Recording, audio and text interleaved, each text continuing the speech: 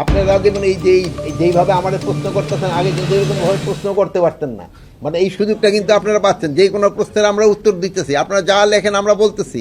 পুলিশের ক্ষেত্রে কারণে অকারণে এই যে বিভিন্ন রাস্তাঘাট বন্ধ করছে, এটা যদি আপনারা ভালোভাবে প্রচার করেন সেই সময় কিন্তু জনগণে অতিষ্ঠ হয়ে যাবে। এখনই কিন্তু জনগণ অতিষ্ঠ, যে কোনো এই যে কারণ অকারণেই তারা রাস্তাঘাট, এই যে গতকালকে দেখবেন এই গ্রামীণ ফোনের হেড অফিস দেয়া 12টা পর্যন্ত বন্ধ করে রাখছে। এগুলি আপনারা মিডিয়া বলেন, এরা এই জিনিসগুলো আমাদেরও কিন্তু একটা ধৈর্যের সীমা থাকা দরকার। আমাদের কিন্তু ধৈর্যের সীমা কিন্তু শেষ করে দিচ্ছে তারা। তারপরে ধরেন আমরা যদি আবার কোনো সময় অ্যাকশনে যাই, সেই সময় আবার আপনারা বলেন পুলিশ এই আগের পুলিশের মতোই হয়ে গেছে। এই ক্ষেত্রে আপনারা তাদের একটু বলা দরকার যে তারা এই যে কারণে অকারণে করতেছে, তারা এটা রাস্তাঘাট ব্লক না করে তাদের যে ঊর্ধ্বতন কর্তৃপক্ষের কাছে তারা জানাইতে পারে।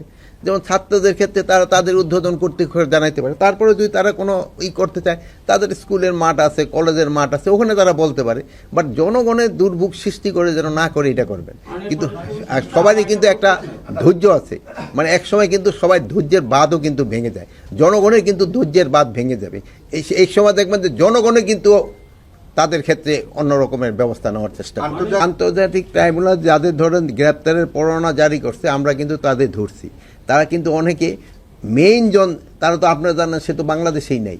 আমরা এখন তাদের কোথায় থেকে ধরে নিয়ে আসবো? এরকম তারা যারা নেই দেশে নাই, তারা তো হয়তো ওয়ারেন্ট ইস্যু করে দিচ্ছে, তাদের তো আমরা ধরে আনতেছি যারা দেশে আছে। বাট যারা দেশে নাই তাদের তো আমাদের পুলিশ গিয়ে ধরে আনতে পারে না।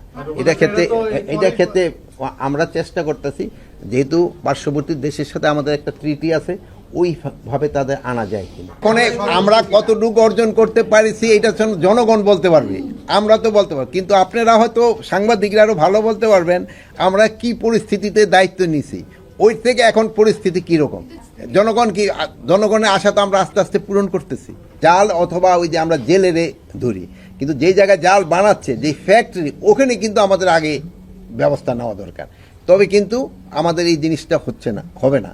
আর এই যেটা বললেন যে হ্যাঁ, জাল ধরা ইসেদের ক্ষেত্রে ওই যে কি বলে, অনেক সময় জেলেদের ক্ষেত্রে একটা সমস্যা হয়, এটা যেন না হয়। এরা যদি ওই যে সময় বন্ধ থাকে ওইরকম কোনো স্পেসিফিক ইনফরমেশন আপনাদের কাছে থাকে, আপনারা আইজি সাহেব আমারও দিতে পারেন, আমরা তার এগেনস্টে অ্যাকশন নিব।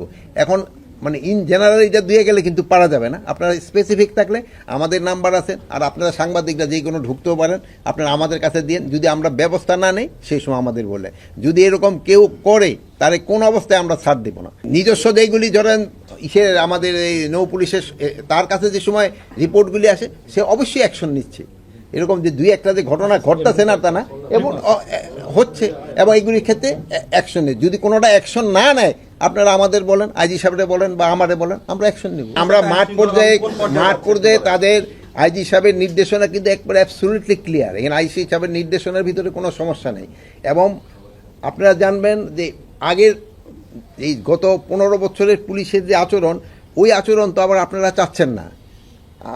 আপনারা যেমন যেইভাবে আমাদের প্রশ্ন করতেছেন আগে কিন্তু এরকমভাবে প্রশ্ন করতে পারতেন না, মানে এই সুযোগটা কিন্তু আপনারা পাচ্ছেন। যে কোনো প্রশ্নের আমরা উত্তর দিতেছি, আপনারা যা লেখেন আমরা বলতেছি।